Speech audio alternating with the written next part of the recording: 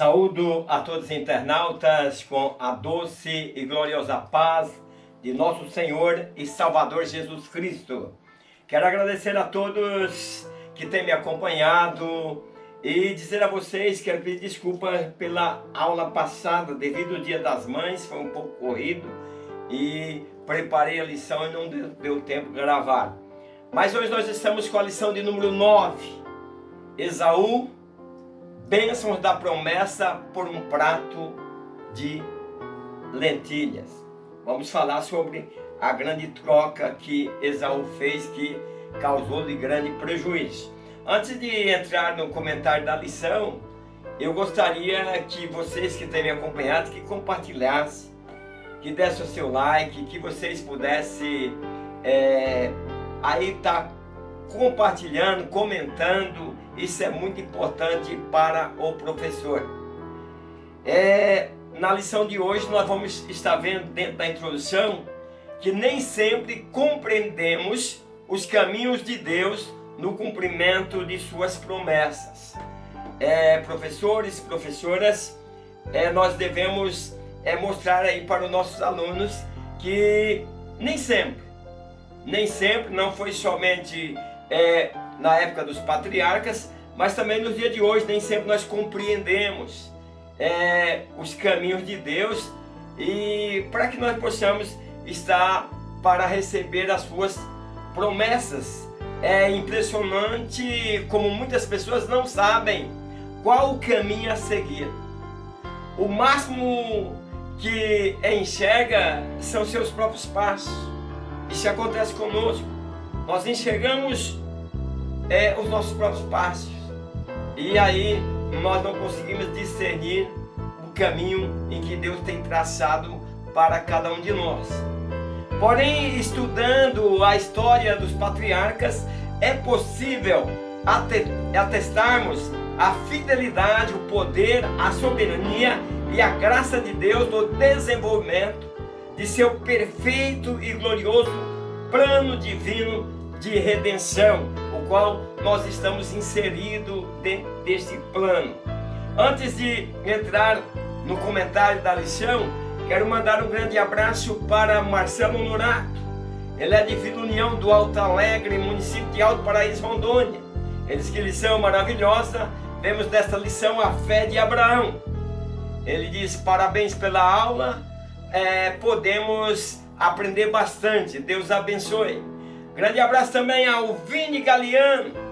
Ele diz: precisamos voltar ao primeiro amor e ter mais intimidade com Deus. É isso aí, Vini. Nós estamos um pouco vendo aí que as pessoas estão se distanciando do primeiro amor e aí perdendo essa intimidade. Maria Aparecida, ela diz: a paz do Senhor, presbítero Ademar. Deus abençoe o Senhor e a sua família. Obrigado, Maria. Mateus Ferreira, de Goianópolis, Goiás, ele disse, que Deus ilumine sempre a minha vida e a toda a minha família. Obrigado, Mateus. Débora Félix, obrigado, Débora.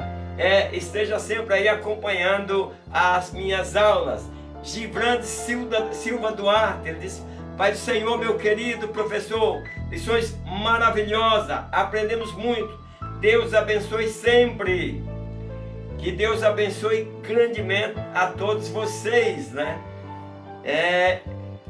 O primeiro objetivo da lição, no primeiro ponto, eu vou estar apresentando as bênçãos da primogenitura. Vou ensinar que quando fala a visão espiritual, quando falta, as bênçãos de Deus podem estar na nossa frente que não percebemos o seu valor. É importante que nós possamos analisar mais as coisas que Deus tem para nós. O ponto 1 diz assim: as bênçãos da primogenitura.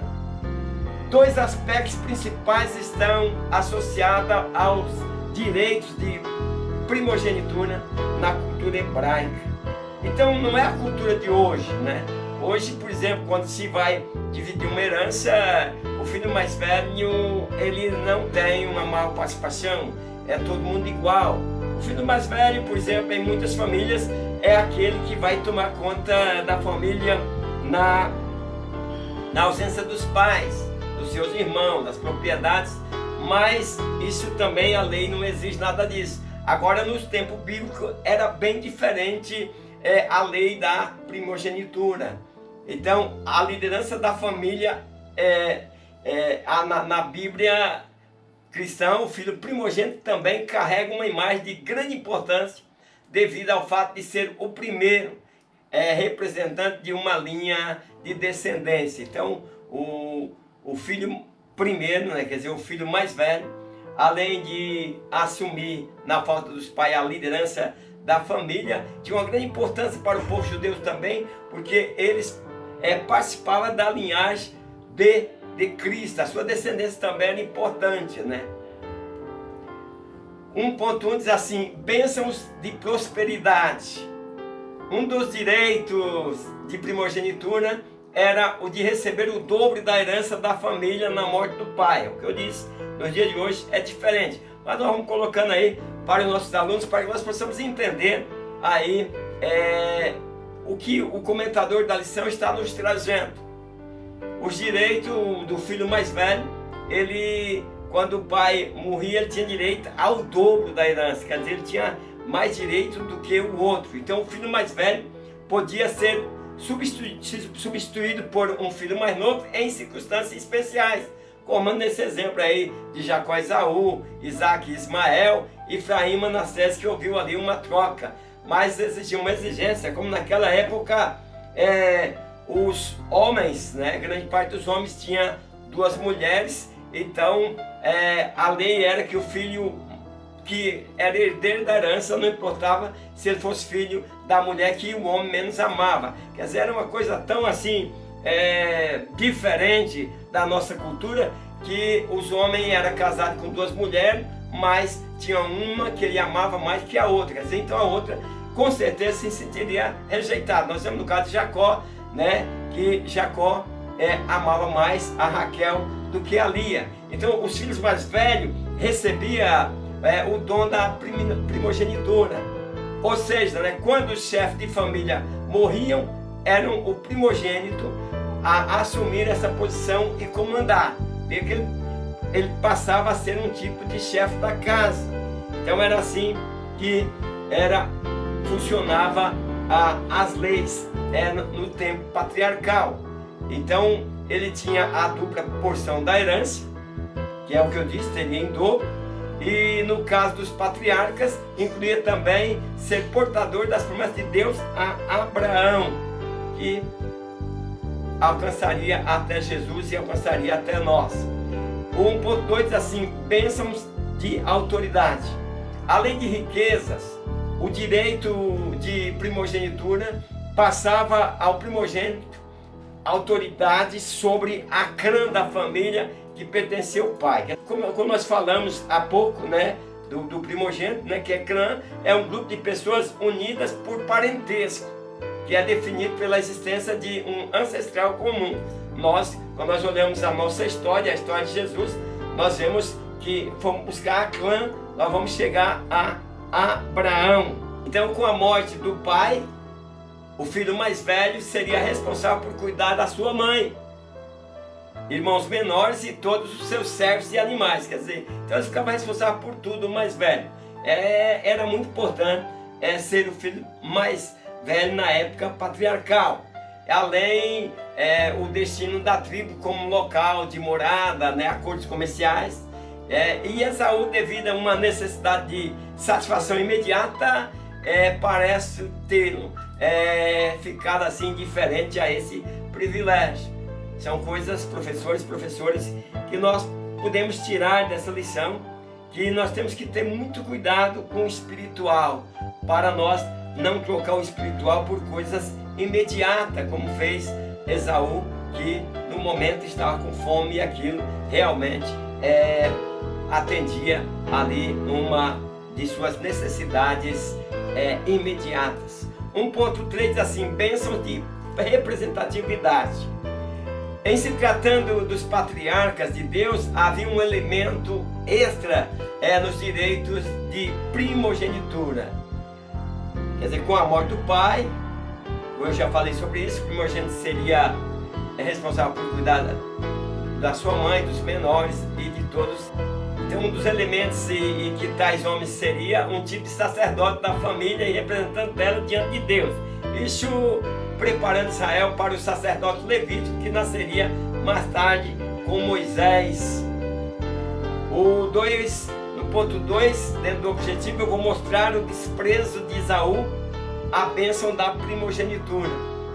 Então eu vou estar ensinando que a cegueira espiritual entre nós, o imediatismo do prazer, de que nós priorizamos coisas que vai acontecer imediatamente e esquecemos do propósito espiritual do que Deus tem preparado. Vou falar sobre isso. O 2 diz assim: o desprezo às bênçãos da primogenitura. Mesmo diante de todos os privilégios que vimos nos tópicos anteriores, precisamos perguntar: como Esaú pode abrir mão de tudo isso, sabendo, né? Porque Esaú sabia dos benefícios trazidos por ser o filho mais velho. Então, como pode Esaú deixar de dar valor a algo tão importante? Nós vamos estar vendo dessa lição, vou estar falando. Nós vamos ver que ele desejou aí um prato preparado imediato a um banquete futuro. Eu vou estar falando sobre isso. Preferiu também o que é escasso ao que é abundante. Porque a vida espiritual, embora nós tenhamos dificuldade, mas ela é promessa abundante. E ele preferiu ali uma coisa que matasse sua fome naquela hora que estava faminto. E nós vamos falar sobre priorizar o prazer pessoal em primeiro lugar, até muito mais do que o propósito espiritual. O 2.1 diz assim: desejou um plano imediato a um banquete futuro. Nossos primeiros pais, Adão e Eva, foram tentados exatamente com a comida, numa busca de satisfação imediata e passageira, sem Deus, no lugar de uma satisfação futura e abundante com Deus. Nós vemos que nessa lição, como nós estamos estudando, né, o livro de Gênesis, nós vemos que ali no início, quando Eva foi enganada, foi pelo prazer de sentir o sabor de um fruto que era proibido. E agora nós vamos encontrar Esaú também caindo no mesmo embaraço. O desejo aí imediato a um banquete futuro. Nós temos que ter muito cuidado, professores e professoras, com esses desejos imediatos. O exagero, nós temos que ter muito cuidado. Às vezes nós, até como quando temos vontade de comer algo, comemos em exagero, e isso aí acaba trazendo prejuízos, tanto danos ao corpo, como também prejuízo espiritual, pois aí entramos pelo caminho da guludice. Então a história de Esaú parece nos fazer voltar lá ao início, quando Eva foi ali enganada pela serpente para provar um fruto proibido. Então ele chega da caçada, né? Esaú foi caçar, que ele era caçador, mas não tinha achado caça nenhuma, eu creio certamente. E aí chega faminto e sente o cheiro do cozido que Jacó tinha preparado. Então, diante do seu estado, ele pede um pouco de comida a Jacó. Veja que ambos estão errados aí, tanto Jacó como Esaú. Jacó é aquele camarada que percebe a oportunidade de ganhar vantagem. Então o seu irmão está com fome, ele disse: agora é a hora de eu ganhar vantagem. E aí ele faz uma proposta indecente. O prato ensopado, ele disse: você está com fome? Eu troco aí esse prato ensopado pelo direito de primogenitura. Todos dois entendiam o valor da primogenitura, mas o Saul achou que era melhor resolver a questão imediata ali, e nós vemos que ele não sabia que estava incluso todas as coisas. Tanto é que não vê quando ele vai pedir a bênção ao pai, e aí o pai já tinha abençoado Jacó. Vamos chegar lá. Então é tão absurdo quanto ao propósito de Jacó foi a alta justificação de Esaú. Os dois, quando disse, olha, você está com fome, tá, eu troco. Quer dizer, aproveita a situação. Eu quero dizer, professores, professoras, nós temos que ter muito cuidado quando pessoas estão em situações difíceis e elas precisam vender uma propriedade, a propriedade custa 4x, ela está vendendo por 2x pela metade, e chega lá o crente vê que ele está com a corda no pescoço e diz, eu te dou 1,5x ou te dou 1x. Isso é aproveitar do momento de dificuldade de outra pessoa. Isso não agrada a Deus, trará grande prejuízo espiritual. Então Esaú, vendo após aquela situação, aquele cheiro gostoso do guisado, ele disse, eu estou quase a ponto de morrer, né, de fome, ainda caçado aí, e não comi nada, e estou quase a morrer de fome. Então para que vai me servir primogenitura? Eu quero me dar logo esse prato de guisado. Está feito o negócio. Então, queridos, portanto, o que se quer dizer quando se afirma que Esaú desprezou o seu direito de primogenitura? Essa aqui é uma explicação, que seria que, visto que ele desistiu tão facilmente de seus direitos, como filho mais velho, evidentemente dava pouca importância ao valor da bênção espiritual. O 2.2 diz assim, preferiu o que é escasso ao que é abundante. Jacó revela o interesse pelas coisas sagradas que o seu irmão Esaú não tinha. É importante o interesse que Jacó tinha pelas coisas sagradas. Só que nós não podemos pegar aqui o pé da letra e nos comportar da maneira que Jacó se comportou. Jacó aproveitou a situação do irmão para fazer uma troca por algo que ele desejava. Então nós não devemos querer chegar a qualquer custo. Apesar que já havia uma promessa, uma guerra ali no ventre, quando eles estavam no ventre da própria mãe. Então o problema de Jacó está nos caminhos que ele está disposto a tomar para obter tais coisas. Quer dizer, professores, professoras, é importante que nós como cristãos tenhamos bom senso. Para chegar a um cargo na igreja, nós estamos dispostos a passar o irmão para trás. Nós vemos, por exemplo, dizer, nós temos mais capacidade que aquele irmão e vai ser para aquele irmão, então eu vou dar um jeitinho para me sair na frente dele. Ele não tem a visão que eu tenho. Jacó, por exemplo, Esaú não tinha a visão que Jacó tinha, só que Jacó tinha visão, mas ele aproveitou da situação de faminto que estava o irmão. Então Jacó aí é um oportunista em um momento de necessidade do seu irmão. Então que nós, professores e professoras, não sejamos oportunistas. Isso traz prejuízo. Podemos não pagar agora, mas como é a lei da semeadura, mais tarde. Alguém pode dizer, olha, você lembra que você passou fulano para trás? Mas aí vem a parte do Esaú, aonde nós também temos que ter cuidado para não ignorar o sagrado. Esaú ignora o sagrado, ele despreza valores. Nós precisamos estar atento para não desprezar os valores espirituais que está em nossa vida através do Evangelho de Cristo. Nós temos valores. Tem pessoas que não conseguem ver esses valores, vivem uma vida medíocre, sem esperança, se queixoso. Por que eu como crente acontece isso? Jesus disse, nesse mundo tereis aflição. Então nós não podemos desprezar valores espirituais que estão inseridos naqueles que creem no Evangelho, que está inserido em nossa vida. Então aí Esaú vai e vende algo tão precioso por uma satisfação momentânea. Cuidado com isso. A satisfação momentânea pode trazer muito prejuízo. E aí ambos erraram. Por que não dizer que muitos lares estão destruídos, onde o casal ali se amavam? Mas o que acontece?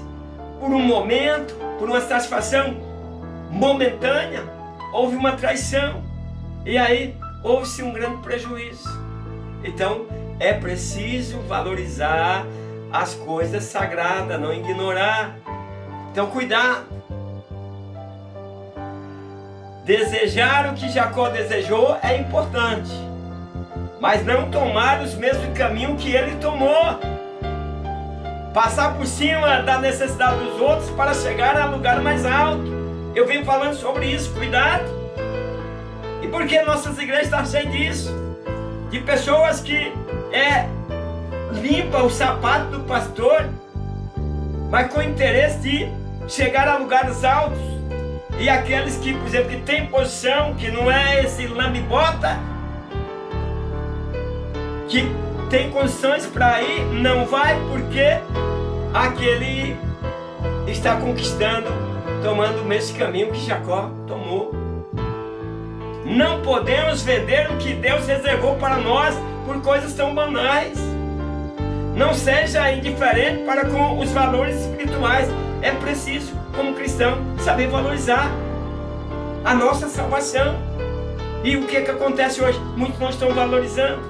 2.3 priorizou o prazer pessoal que o propósito espiritual. Então, além de desprezar as bênçãos da primogenitura, Esaú se casa com uma mulher, com uma das mulheres estrangeiras, o que não era aceito para as sucessões sacerdotais. E quem lê a Bíblia vê que esse casamento causou um grande prejuízo emocional em seus pais. Foram tomados de uma grande tristeza por Esaú se misturar com pessoas que não professavam a mesma fé. Então esses casamentos eram proibidos. Não era por causa de racismo, mas era por causa da crença em Deus, de professar a mesma fé. É difícil você conviver com uma pessoa que professa outra fé. Então o espiritual acaba atrapalhando no material. Hebreus 12:16 diz que Esaú era imoral e profano. Veja, por quais razões que nós estamos estudando.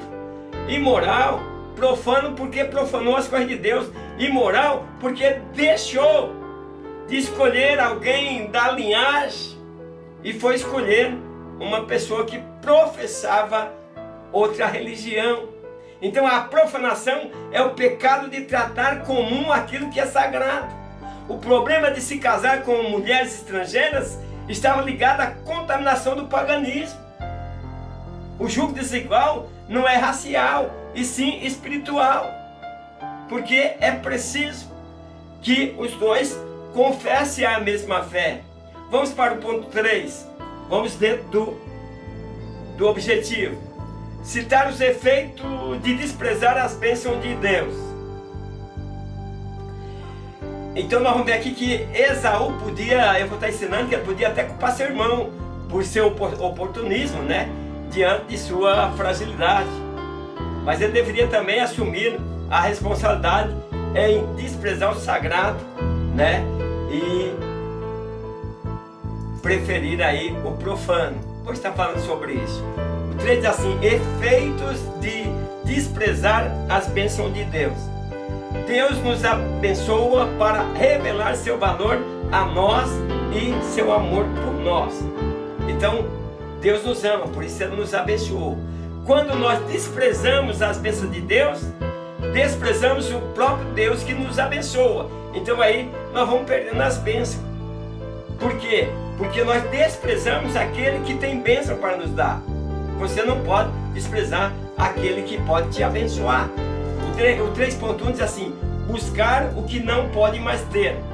Para Esaú, os direitos da primogenitura e as bênçãos de Deus através de seu pai Isaac eram as coisas distintas. Ele achava que se ele perdesse uma coisa, não perderia outra. Então, há arrependimento que acontece tarde demais. Então nós precisamos ser vigilantes no nosso proceder, no nosso caminhar, como nos comportamos, porque às vezes tem arrependimento que ele chega muito tarde. A Bíblia diz que Esaú ainda que buscou com choro, não conseguiu ali. Esaú vai e busca ser abençoado por seu pai, mesmo depois de ter vendido a primogenitura para Jacó. Quando Esaú desprezou os privilégios do seu nascimento, desprezou também as bênçãos especiais para o seu futuro. Foi rejeitado, porque não achou lugar de arrependimento, ainda que com lágrimas buscou, ainda que ele chorou, mas ele profanou as coisas santas. O 3.2 diz assim, uma bênção inferior. Quando chega o dia tão esperado de Isaac, abençoar seu filho Esaú, Isaac lhe pede cozido, preparado, com uma caça capturada por ele. Veja bem, uma bênção inferior que nós estamos falando. Então, após o prazer desta refeição, a bênção seria impetrada. Aí Rebeca traça um plano para que Jacó recebesse a bênção que Isaac pretendia dar a Esaú. Não sei se Rebeca não contou para o Isaac a visão dela, o que o anjo disse para ela, das duas nações que brigavam ali em seu ventre, que o Isaac parecia aqui também não está por dentro desse assunto, porque na realidade, por promessa, já ia para Jacó. Então Isaac, ele é enganado por Rebeca e Jacó, né? E abençoa aí Jacó no lugar de Esaú. Nós sabemos ali tudo como aconteceu, a vestimenta que a mãe, o guisado que a mãe preparou, tudo junto ali para que Jacó recebesse a bênção da primogenitura. Então tem algumas coisas que a mãe ou o pai faz que traz grandes prejuízos, pois trouxe um grande prejuízo, pois Rebeca acabou morrendo sem ver seu filho. Seu filho teve que fugir e ela não o viu mais. Então Esaú era um potencial guerreiro. Jacó sempre mais próximo de casa e de sua mãe tinha dela a preferência. Apesar que seu pai gostava muito de caça. O 3.3 diz assim, uma mágoa interior. Esaú bradou, chorou, passou a sentir ódio por Jacó e planejou matar aí seu irmão após a morte de seu pai Isaac. Isso nós temos que ter cuidado, que isso acontece conosco. Nós fazemos as coisas erradas, né? E depois nós perseguimos aquele que na hora que aproveitou o imediatismo também, aproveitou da nossa fragilidade e ganhou vantagem sobre nós. E nós estávamos errados também, não só aquele que aproveitou da nossa fragilidade, mas nós também estávamos errados. Mas agora nós odiamos aquela pessoa, talvez que até que nos tirou de uma situação daquela época, aproveitando da nossa situação. Mas aí nós vamos rever a coisa e vemos o prejuízo que tomamos, e agora nós passamos a perseguir, e aí nós caímos em condenação. Então eu disse, eu vou matar Jacó. Então Esaú parece que entenderia que se ele matasse Jacó, ele recuperaria os direitos civis da primogenitura. Porém, não recuperaria em hipótese algumas a bênção de Deus para a sua vida da primogenitura já tinha sido tirada, pois ele profanou. E aí Esaú segue por anos profundamente magoado com seu irmão, vindo a se reconciliar muito tempo depois. Quem lê aí a história de Jacó e Esaú vai entender, né, quando Jacó até luta com o anjo. Então não sabemos como Deus abençoaria Jacó no lugar de Esaú, se isso não tivesse acontecido. Mas sabemos que nem a vontade de Isaac, nem qualquer costume social poderia estar acima da soberana vontade e eterno propósito de Deus. Então tem coisas na Bíblia que só a eternidade vai nos revelar o porquê disso, o porquê daquilo, né? Na conclusão, temos visto como a nossa natureza pecaminosa é capaz de nos levar a tomar decisões erradas. Mas não podemos trocar as preciosas bênçãos de Deus pelas coisas deste mundo caído. Internautas, professores, professoras, espero vocês na próxima aula. e até lá, na paz do Senhor. Amém.